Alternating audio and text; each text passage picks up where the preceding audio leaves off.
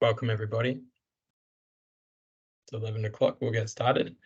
Just wanted to start by acknowledging the traditional owners of country throughout Australia and recognise their continuing connection to land, waters and culture, and pay respects to their elders past, present and emerging.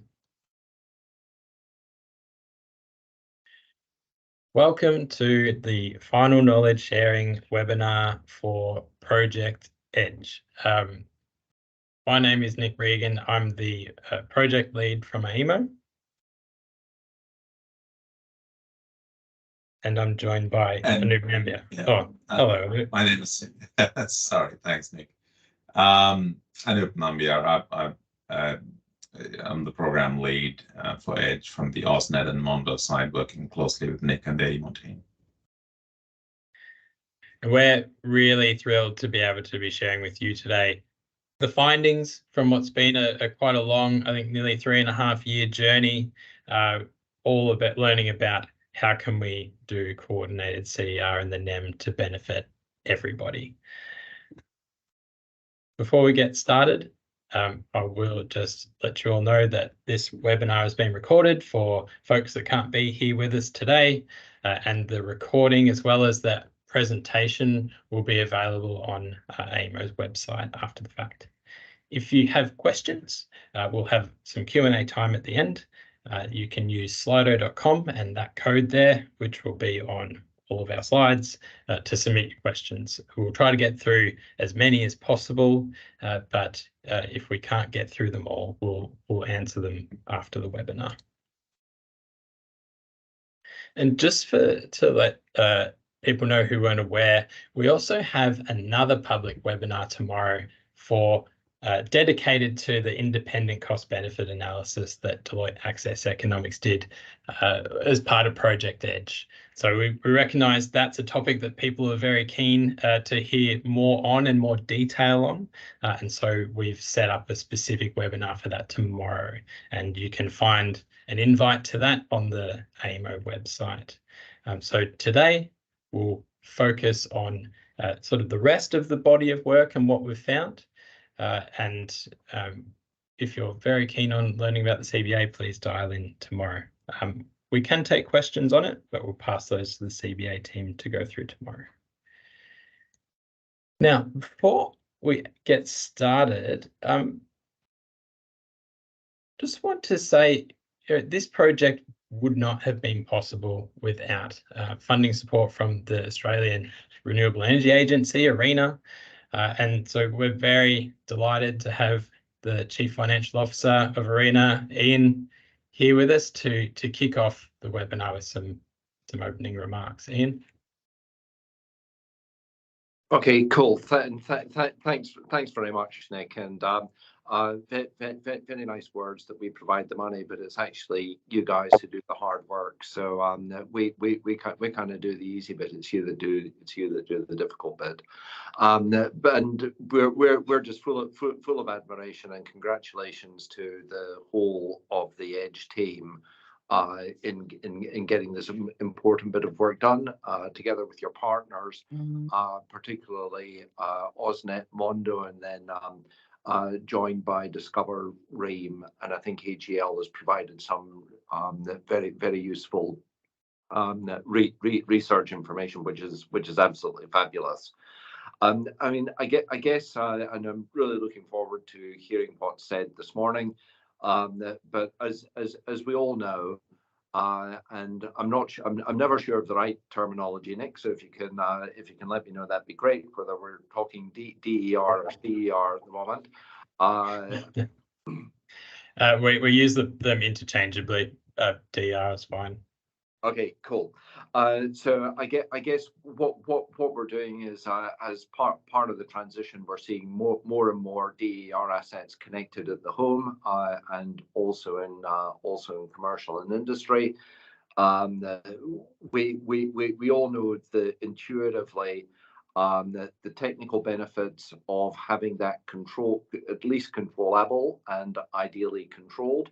And those technical benefits, particularly as we see more and more assets coming in at the at the household level with that commercial and industry, but also now I guess growing interest in what are currently called community batteries, but I think I kind of think of them more as being network DNSP located batteries.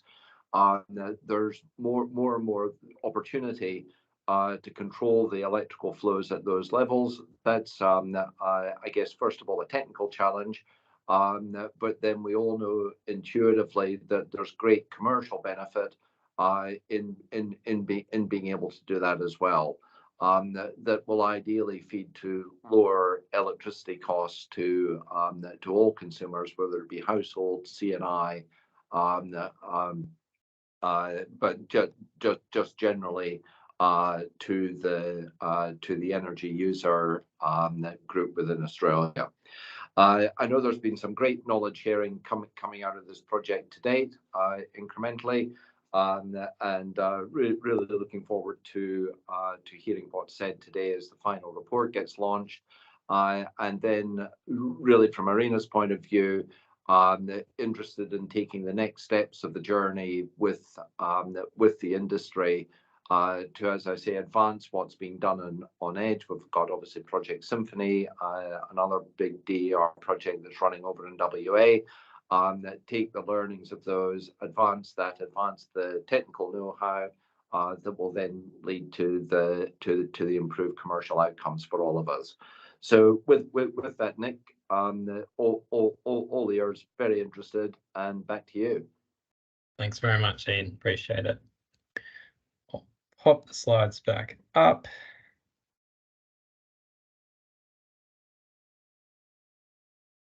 And away we go. So today we published a couple of reports as part of this final knowledge sharing drop. There was you'll find on AEMO and ARENA's websites right now. There is a final knowledge sharing report, which is really a capstone for everything that we've learned over the last 3 and a bit years, and it's accompanied by an independent cost benefit analysis on what we've tested in Edge scaled out across the NEM, and that was done by Deloitte. It's split across a couple of volumes for ease of reading. Today, we're in this public webinar that will focus on specifically the final report and the key messages from that. And tomorrow, as I said, there is a dedicated webinar for the CBA. Those presentations will be available on the AEMO website for those who maybe want a little bit more of a summary, but if you're detail inclined, you won't be disappointed. The reports are quite thick. So today's agenda, as I said, will take you really just an overview of what Project Edge was and what the key findings are from that. We'll go through the Australian CER, DER context and challenges, an overview of the project, some key technical findings, the headline CBA findings, the importance of sharing the benefits with customers, a conclusion and some next steps, and then we'll have plenty of time for Q&A. So just a quick word, as Ian said at the start, there's this term, CER, Consumer Energy Resources, that's kind of come into the industry lexicon since we started the project, in which we were calling it DER, Distributed Energy Resources. If you hear both terms, we really just use them synonymously. They are devices in customers' homes or businesses, like solar or batteries or electric cars or hot water systems that can flexibly change how much energy they use or generate. So this is just context on a page. The NEM is experiencing its largest transformation right now since it began over 20 years ago. And that's marked by the exit of fossil fuel generators, the rapid uptake of renewable plants, large-scale wind and solar farms, big batteries, and also DER, all of those rooftop solar panels out there. Now, this presents challenges and opportunities for the power system and consumers. In terms of the scale of change, AEMO in its 22 ISP is forecasting that by 2050 there'll be 114 gigawatts of DER, which means 40% of our electricity can come from the distribution network, which is different to today. It's forecasting that electricity usage will nearly double, and there'll be 5 times more solar on people's rooftops than there is today. The challenges that presents are that and we already see this today, if DER is operating in an uncoordinated fashion, it can present some risk to power system security, and we're seeing that in places like South Australia at the moment. The other challenge is that AEMO is forecasting some electricity supply reliability gaps in its recent ESOO document. One of the silver linings there, and the opportunity that we're really here to talk about today, is that same modelling shows that if we can have a coordinated approach to DER, we can address some of those reliability risks, and we can bring down costs for consumers. And so those doing that, and that challenge, it is a big challenge, is really underpinned by policy as well as consumer support for this idea. And so Project Edge was actually designed to help inform this transformation with practical evidence. As you'll see, we actually trialed an arrangement in which this world can work. And so we're offering up this evidence base so that the transformation can be one where voluntarily coordinated DER will support a more affordable and reliable and cleaner electricity system for everybody. So, a bit of an overview of the project.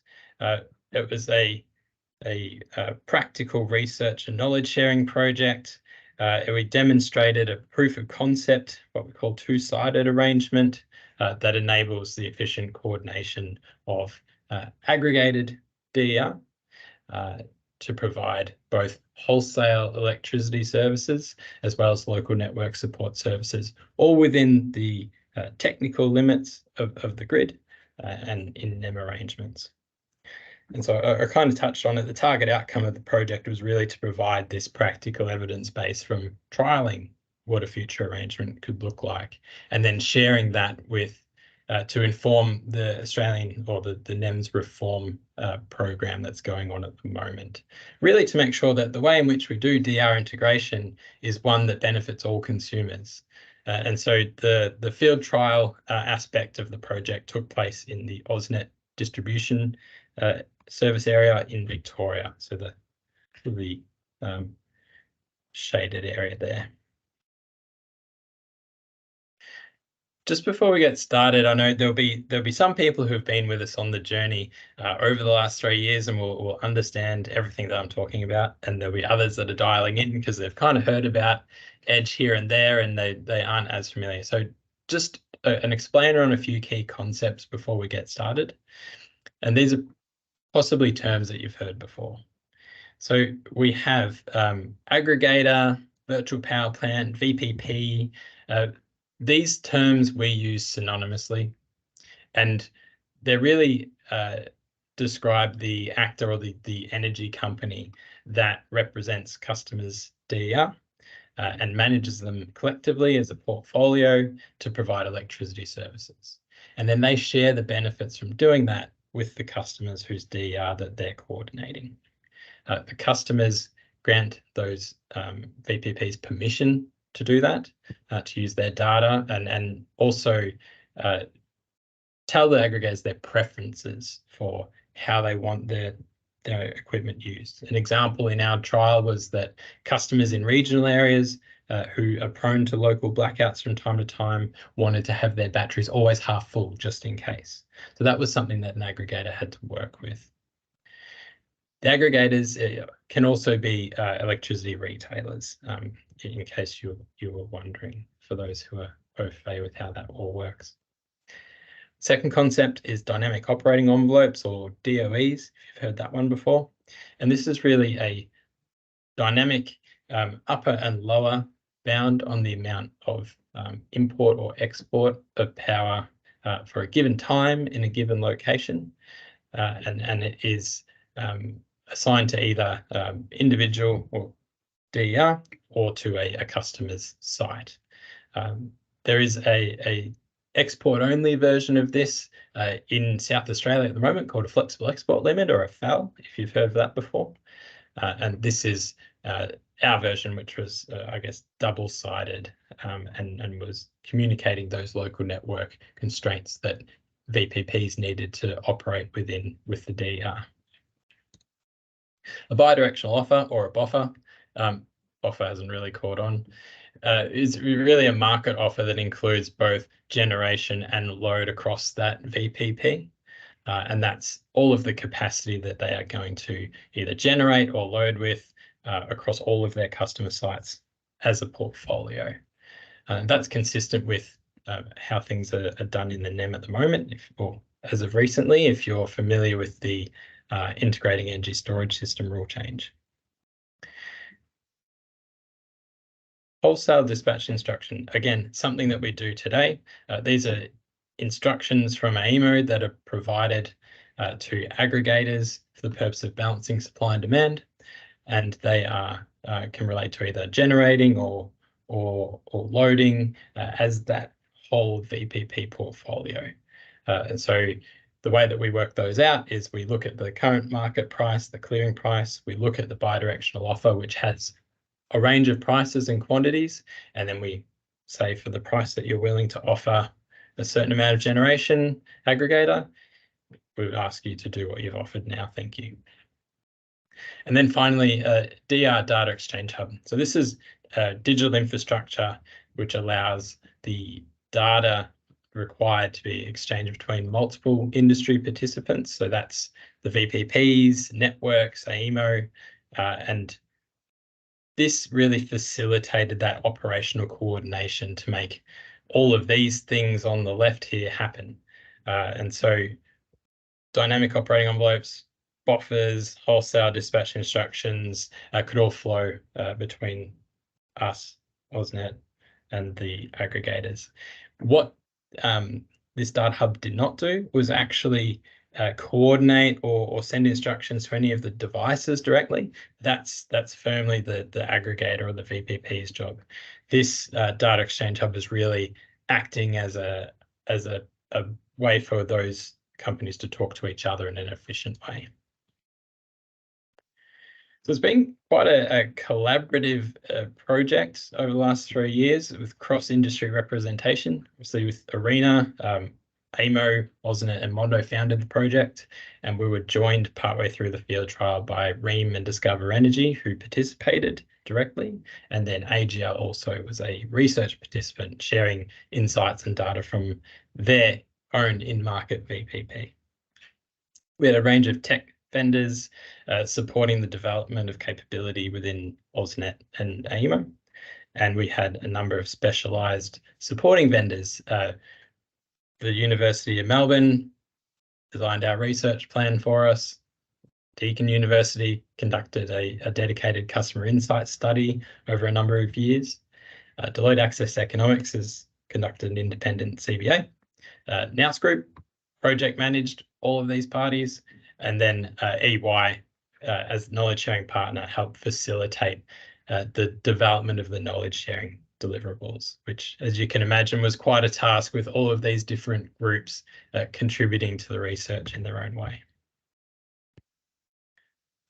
So I just mentioned quite a few specialised vendors there, and what I really wanted to talk to on this slide was, we've tried an evolution of the NEM to one where you can have price responsive DER being integrated into the market arrangements. And the evidence base is quite comprehensive. All those things I just mentioned occurred from July 2020 during COVID all the way through to October this year. So what I wanted to just give a little bit of a flavour on was the robustness of the field trial. That was done on real market prices. We had happy day scenarios, but we also simulated some high impact events like comms outages and sudden price spikes. We tested aggregators participating in multiple markets and earning revenue from multiple markets at the same time, value stacking, the data exchange to make all that work. And this all happened on over 333 days of 24/7 operation. The three aggregators gave us quite a rich sample. We had 3.5 megawatts of DER participating, and that was represented by over 400 assets, solar, batteries, community batteries, hot water. There were 320 residential and C&I customers, all with a diverse mix of equipment manufacturers and ways of controlling, and our aggregators also gave us a bit of diversity in business model. One was a retailer and another two were not. So the key findings really top level boil down to this. All consumers stand to benefit from the accelerated optimized integration of DR via VPPs in the NEM. And there are 4 elements to that. DR coordination via VPPs is technically feasible today. We got it to work for 333 days with multiple VPPs and everybody that you need to make that happen.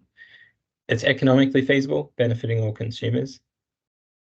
It requires clearly defined industry roles, which we implemented in the trial. However, to make this scale out and be beneficial to all consumers beyond a trial, these roles need to be appropriately defined. And then, of course, there's the key to it all is really sharing benefits with customers so that they want to participate with their DER. So we do have quite a large evidence base. There's a lot of breadth, there's a lot of depth. What I want you to take away from this is what it all boils down to. It's identified a practical framework of the roles you need and then the capabilities to scale DR integration today.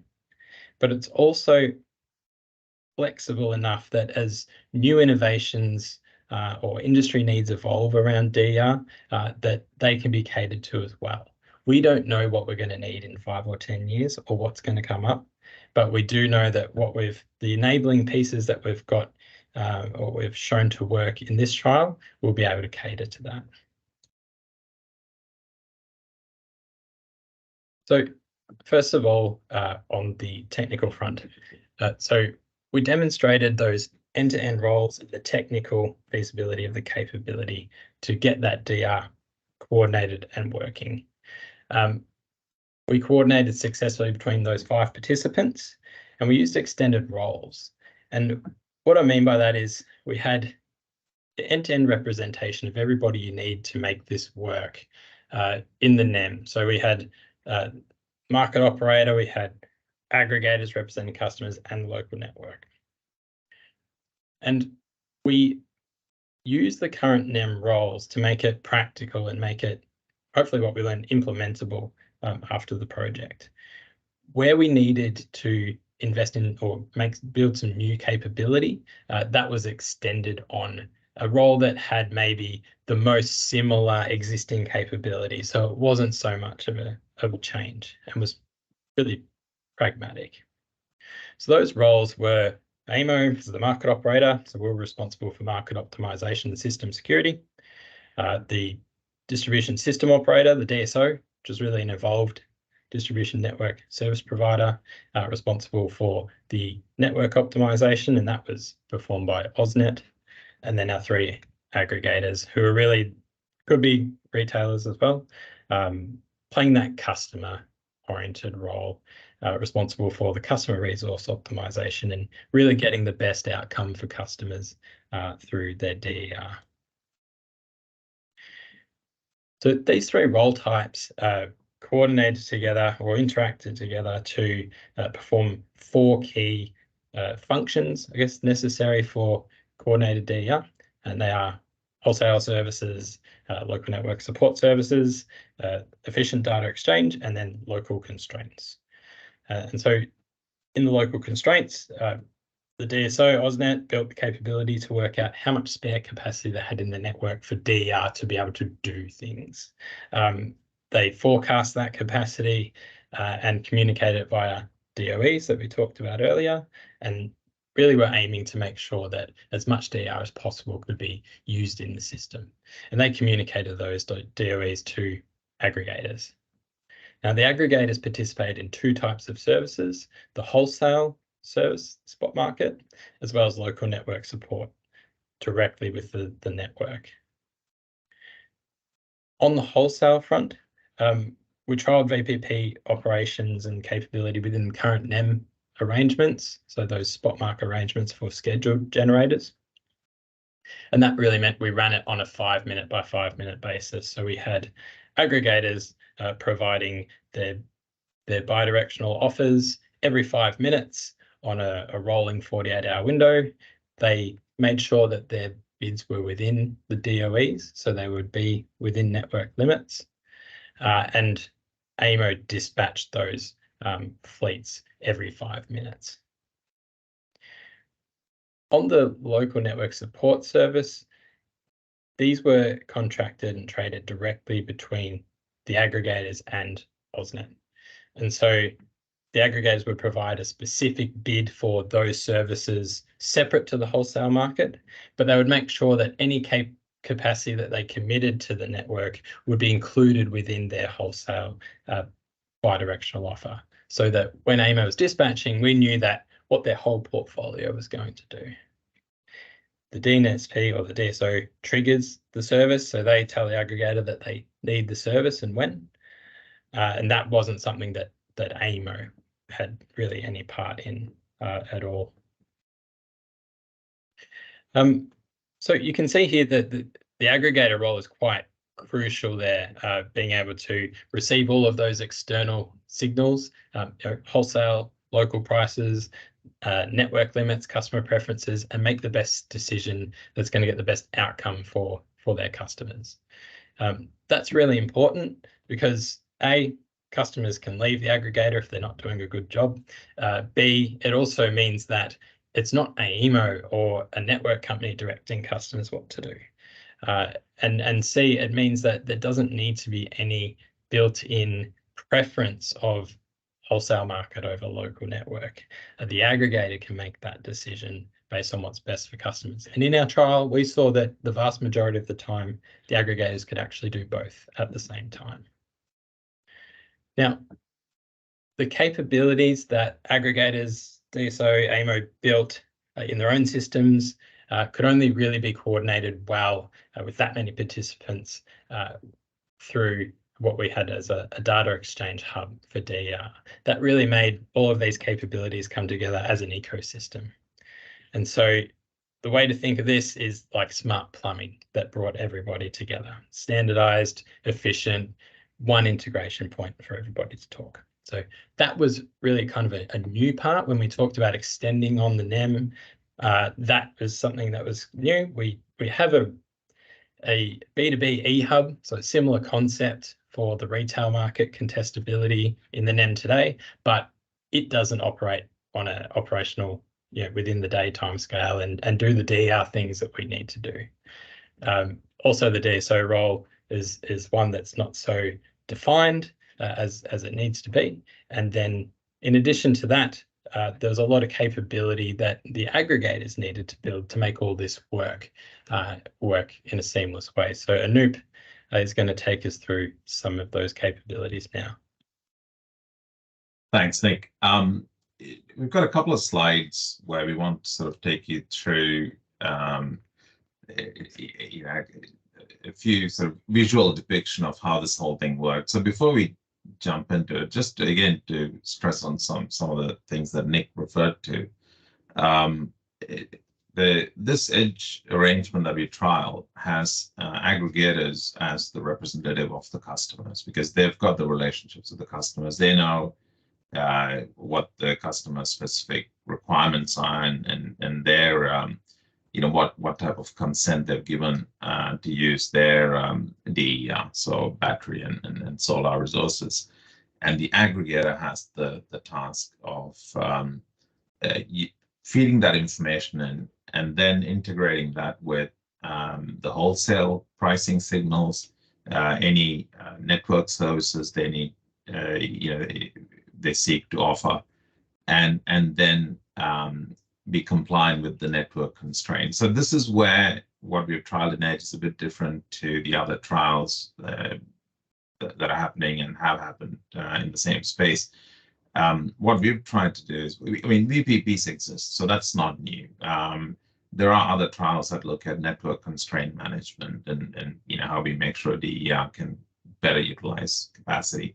What we've tried to do here is demonstrate how all of that can work together end to end, and do that in a way where customers are represented. So, again, Nick mentioned this earlier, we want to be very clear. In this arrangement, you don't have the market operator or the DNSP directly controlling devices, turning it on, shutting it down. In fact, quite the opposite.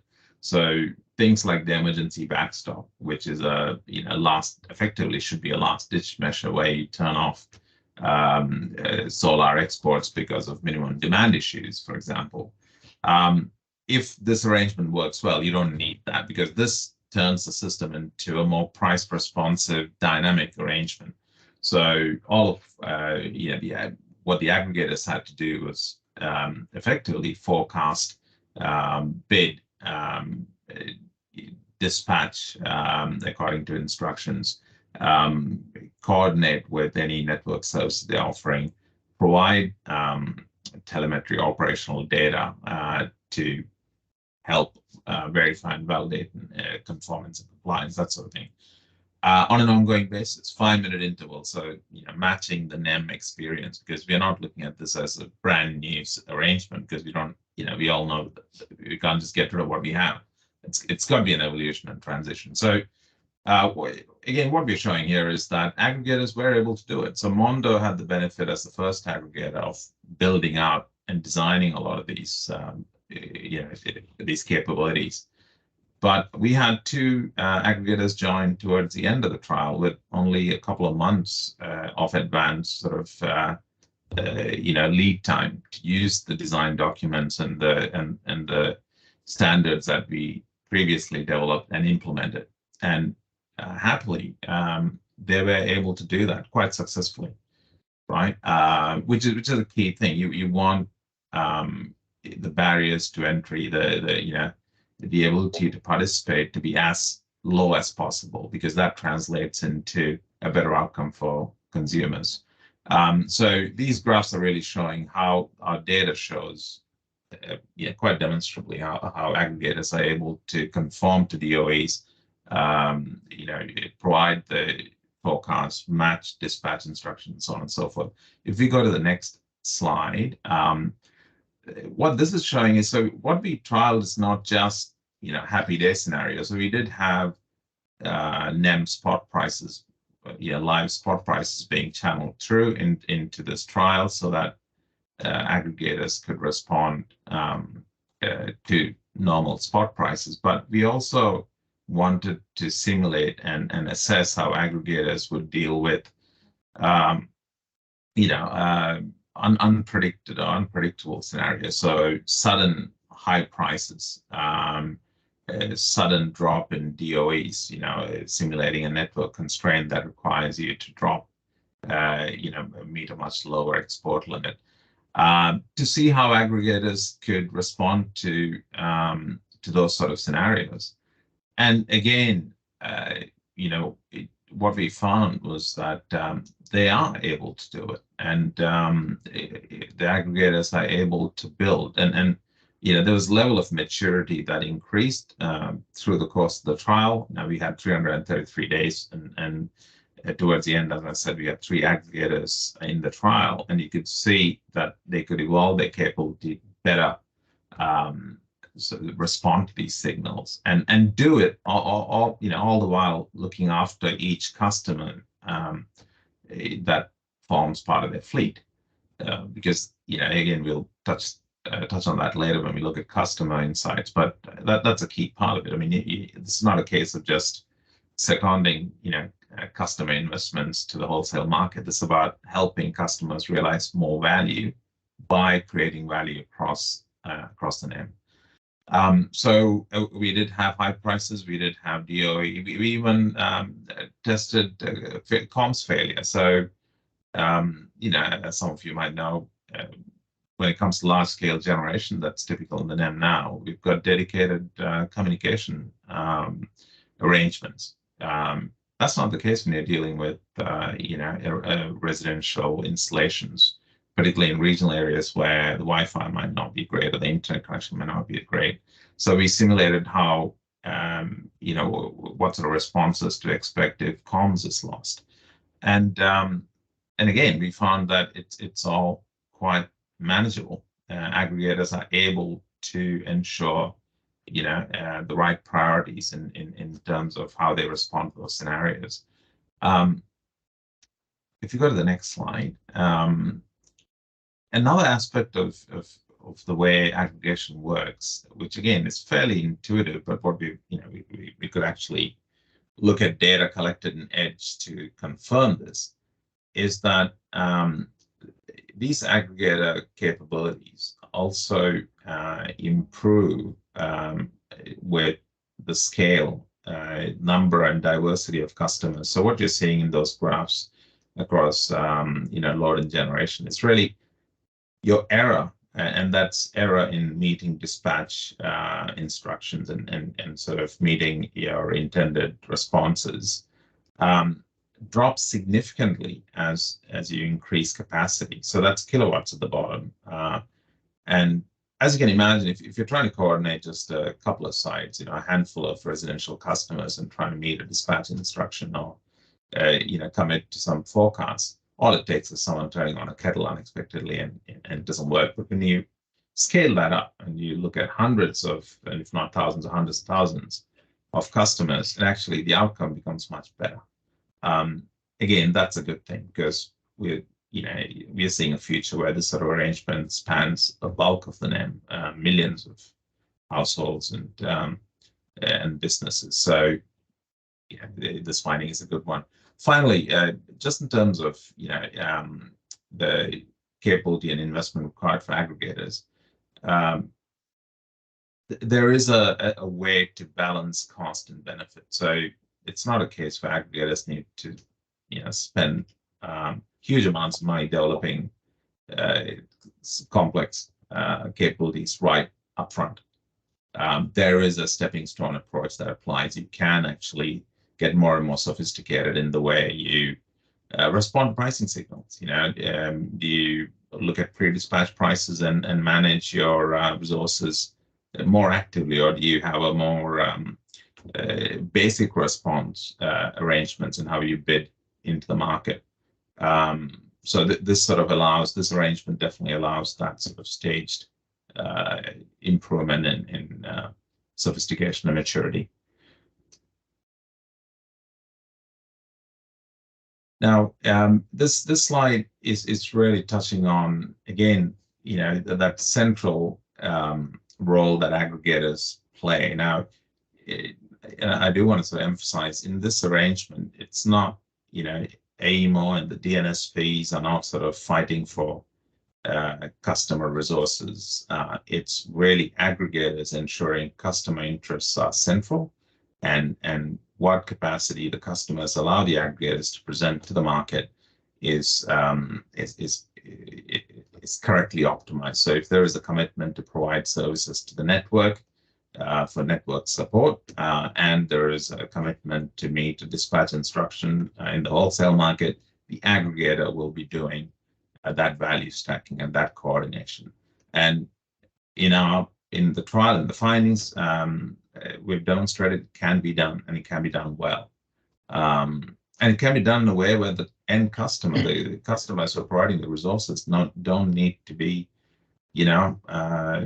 sort of actively involved. A lot of these things can be automated and needs to be automated because, you're not, you can't have an arrangement where all these customers are waiting for pricing signals and doing things manually. So, this is effectively showing how those network support services, worked in the trial and how we demonstrated that multiple services being delivered simultaneously. Thanks, Nick. No worries, Anoop. Thank you. So I mentioned at the top, we have a dedicated CBA webinar tomorrow, so I won't go into too much detail on that in this one, just noting the time. So I will just say that to support these technical findings, we did a few other things in the project. So we thought it's not really that useful to do a bunch of cool technical stuff and find that it works if customers don't really want to be involved. And that's why we had the dedicated customer insight study. Similarly, if it's not economically beneficial for everybody, it also doesn't matter. And that's really what Deloitte Access Economics and NHA's job was to do, an independent CBA on what the concepts that we tested in Project Edge, to scale that out across the NEM over 20 years, and to answer the question, is everybody else or all consumers better off overall if we do this way of DER coordination? And so I'll just run through the headline figures. So they found a net incremental benefit of $6 billion in value to all consumers through reduced costs throughout the entire electricity value chain. Additional to that, because we don't have a carbon price in Australia, in addition to that, there were $3 billion quantified in terms of societal benefit through emissions reductions. The modelling was quite robust, and I'll talk more about it tomorrow, but I just want to sort of mention that it wasn't usual desktop Excel job. They did this agent-based techno-economic modelling out VPPs participating in the wholesale market, as well as how much solar and DER could be unlocked in the networks through doing things like dynamic operating envelopes.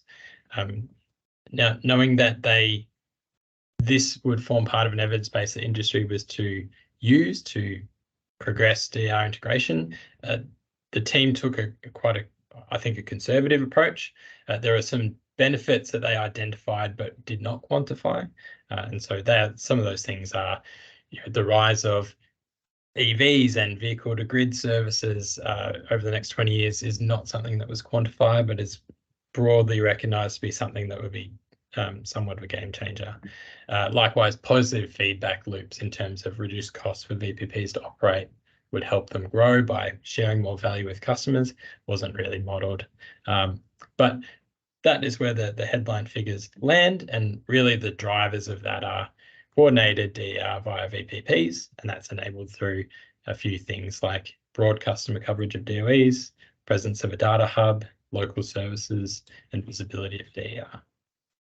The most important thing, though, if we're talking about unlocking benefits for customers through coordinated DER, is actually having incentives that customers think are worthwhile to voluntarily join VPPs. And Anoop's going to share some on that. Yeah, so thanks, Nick. This is really, it goes to some of the core challenges we have in seeing this play out. And I think there are some questions around this in the Slido as well. So this is all well and good. You can have these arrangements, we can solve engineering problems in our co-aggregation platforms, but what about customers?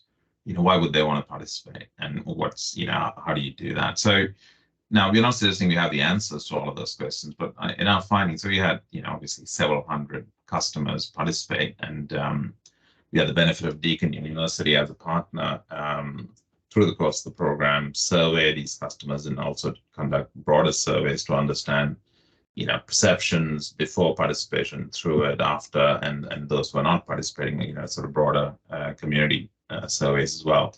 So some of the key findings, and there's a lot of customer insight sort of detail in the reports we've already published and in the final report as well. But customers don't, they're not currently investing in DER because they want to make money in the market or something like that. Right? They're investing because they want to reduce energy costs, and also, particularly regional customers, they want resilience. They want a battery so that if they get cut off, they can have some access to energy. And a lot of the challenge in seeing this arrangement sort of be taken up by community, and again, the value increases, naturally, the more people that are involved, is social license and trust. Again, given time, we won't go into too much of the detail, but in our finding, there is there's definitely a barrier there. So you do want to have customers out there in community accept and trust that this arrangement is in their interest, overall interest, and that the big bad energy companies are not trying to overreach. This is in the interest of all energy users, and for this to be successful, there's going to be a need for concerted support and investment from regulatory bodies, from industry, from government. Certainly in the first part of this, in the first few years, to give customers that confidence that this is in everyone's interest, and that's a better outcome eventually if everyone participates. So that is a challenge, and all we've done is sort of call out, and we do have some other findings on how we can approach it. Thanks, Nick. Now, part of when we talk about support and incentives, it's the part of that answer is in keeping the costs in participation low, and also providing assurance around things like cybersecurity and data privacy and confidentiality. So that links back to the data sharing arrangement we trialed in Edge, and that we are sort of proposing should be a feature of how we deploy this across the NEM. So currently what's happening is, there are VPPs, as I said previously, and as most of you would know, currently active. There are different sort of, small ecosystems that try to address some of these issues separately. But the problem is that point-to-point organic evolution creates additional costs and additional risks. So, every new integration can have an additional, even with standardization, can incur additional costs. And then you look at things like cybersecurity and sort of critical infrastructure resilience. Those are all costs, and the more integration points you have, potentially the more cost that drives, and those costs are going to go through to the customer. So this hub model effectively is, in some ways, it's intuitively the better way to do it. You can ensure a properly governed, secure data sharing arrangement where you integrate once and you have access to multiple sort of market participants and services, and also have the flexibility to extend that in the future to new services. So it's definitely a feature we want to stress in our findings. It's something we recommend, and there are plenty of external studies. So the UK has been through a huge exercise and realized, and they've actually stated this publicly, that relying on organic growth to somehow solve the problem hasn't worked. So they're actively going for a digital spine. Their version of this hub concept where all of the parties can sort of interact on a common platform. And again, we refer to it as a sort of postcard from the future. We don't want to make that sort of mistake, have sort of regret opportunity cost for our customers and consumers because we didn't take those steps early. So that is sort of what we're trying to say here. Thanks, Nick. Thanks, Anup. So that brings us to the conclusion. It's a big job, as you probably get the impression, that we've been able to get it to work at a small scale in a trial end to end, but taking the next step really requires coordinated action from industry and government. This is something it's not just up to a couple of companies to be able to do, and it's really on all of us to be able to coordinate using the evidence base here as a starting point to unlock that value for customers. And the opportunity really is now. As an immediate or next steps, we've identified some foundational priorities that industry can take action on, and they are three: removing customer constraints, setting the rules, and laying the foundations. So removing customer constraints is really about a couple of things: building social license across industry so that fosters customer trust in concepts like virtual power plants. Reducing constraints on solar exports is another part, and that can really be achieved through broad customer coverage of dynamic operating envelopes. Getting people off static export limits onto dynamic ones, meaning they can export more of the time, and they can start simple. Setting the rules is all about, as I said at the top, we got an arrangement of roles to work within the trial, making those a reality in the NEM outside of a trial environment where aggregators optimize customers' DER on their behalf, and the DSO capabilities that we've identified are ones that are implemented. And those roles really drive the value that we're seeing in that cost benefit analysis.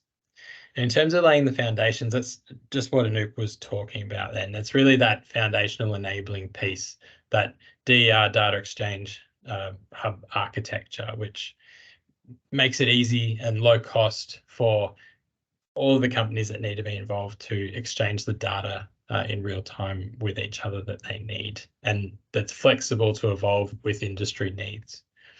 So with that, AEMO, AusNet, Mondo, we're committed to taking that action on DR integration with policymakers and industry, using this practical evidence base that we've built over the last 3 and a bit years as a starting point. That could mean lots of things. It could be development of products, it could be development of DOEs, it could be rule change related things, but we are here to work with you. So please reach out.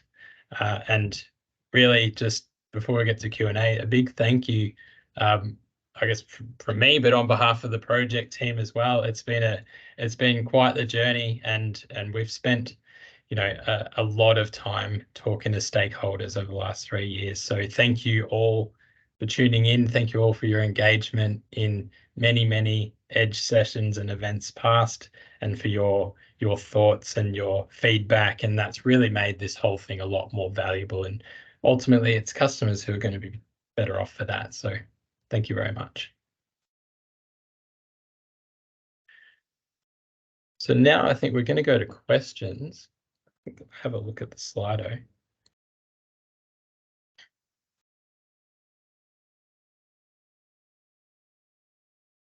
We'll just go from the top. So not a question, just a thank you. Thank you very much. So a question we got via email beforehand: how does this relate to emergency backstop that's been implemented in South Australia, Victoria, and Queensland? I think Anoop, you talked to that. Did you want to elaborate at all? Yeah, sure. Again, it's what we are proposing with this arrangement is that we've got a common way. I mean, there are tactical solutions being put in currently to effectively it's firefighting, right? There are emerging issues that need immediate action. But what we're saying is, longer term, there's got to be a better way of doing it.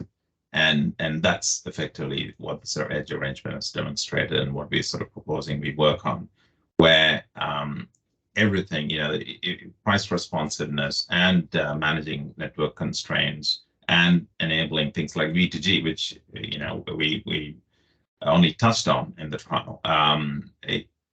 You need to have a common way of addressing it. Otherwise, you have all these different pieces that don't necessarily work well together. So, the view is that all of those, whether it's emergency backstop, MSL, eventually there's got to be a common way in this sort of arrangement. Thanks, Anoop. The next one, I'll take the next one. So that's from Anthony. Thank you, Anthony. How do we pursue a DR data exchange hub in Australia? Is this a new policy, regulatory project, or will it develop on its own? I think as we've seen in the UK, and as Anoop talked about, it's not something that the UK has found over the last 10 years will develop on its own. And so I think that's something that would require, as you say, regulatory attention and I think cross-industry input in Australia, which is really one of the recommendations out of the report, is that we know from Edge that a data hub architecture can work. We're not necessarily commenting on any specific technology, but a hub architecture can work. And before we go ahead and implement something like that, we'll see how that is scaled and governed and costs recovered for should be worked through with industry. The next one from Peter Kilby, I think that's one for you, Anoop. Was a DOE forecast provided to aggregators to incorporate their bids? And is this needed? Yeah. How far ahead? Very much so, Peter. So again, because we've treated this as a pathway for evolving the NEM, we followed sort of similar arrangements as there in the NEM currently. So pre-dispatch prices were available, and alongside of that, we had DOEs for the same intervals, so 5-minute intervals looking forward 48 hours, that the aggregator would use to ensure that its fleet offering didn't exceed any of the NIMI level DOEs. Thanks, Anoop. We've got one from Tony. What relationship is necessary between aggregator and retailer when the aggregator is not a retailer? I can have a go at that one. So a retailer, as your question alludes to, Tony, can participate in this type of arrangement at the moment. Aggregators currently can either participate via a retailer, so do all that virtual power plant coordination on a retailer's behalf. The other thing that they can do is provide sort of ancillary services in their own right, if they register in the market. The other thing that's happened recently is a new participant category that's been introduced through the Integrating Energy Storage Systems rule change that allows at the larger end of town this sort of arrangement to happen. And so if you fall into the bucket of providing VPP services with sort of the smaller end of town, that is something that you would do through a retailer. But there are currently rule changes active at the moment, trying to unlock the ability for aggregators of C&I customers to be able to participate in their own right. But either way, I think what we've demonstrated is that it does work. The participation model is really one that just, if there is more ability for aggregators to participate in their own right, you'll have more competition. How did the CBA address savings from avoided investment? Oh, we might leave CBA questions for tomorrow. Thanks, Tom. We've got a whole webinar dedicated to it. Does implementing EDGE's recommendations stop us from implementing other policy ideas being trialled? I think hopefully from today you got that that's not the case. EDGE is very much an enabling arrangement of any sort of use cases and needs that industry have that develop over time and can be scaled up through this arrangement of roles, but also capabilities like Data Exchange Hub.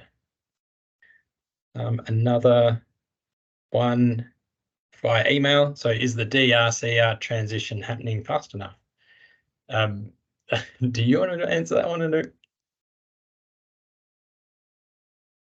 Yeah, sure.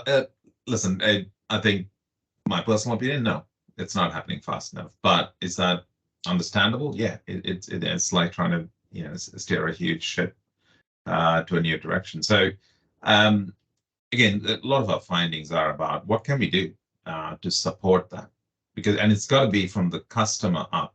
It's not, I think it's difficult to make this work just from a top-down directive. I think you need customers to see the value and their agents through aggregators and retailers and others sort of participate and then provide the support and regulatory frameworks to enable that. That's got to be the way it works.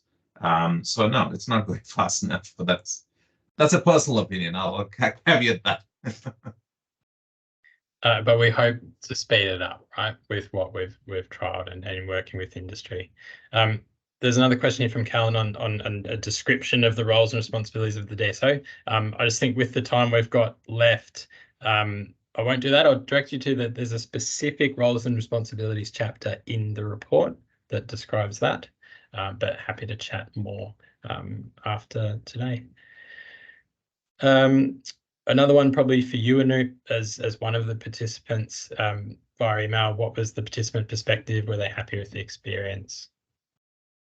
Yeah, so largely yes. I mean, and currently a lot of the Mondo customers who participate are still receiving DOEs, and they're connected to this arrangement, not being actively, sort of dispatched in the market. But I think we have the benefit of having really sort of progressive customers in the Hume area for Mondo who almost self-selected themselves. Now, that may not be the case when you look at a nationwide rollout. So our customers, I think they're by and large happy to have participated and happy to see more. In fact, they're pushing us, what next? How does this work? Okay, we've done the trial, what next? So that's a good sign. Cool. And we have just ticked over 12 o'clock. So again, a big thank you to everybody for tuning in and who's been part of the journey, and for Anoop for sticking there with me the whole time. So thanks very much, everybody. Thanks, everyone. Have a great Wednesday. See ya. Cheers.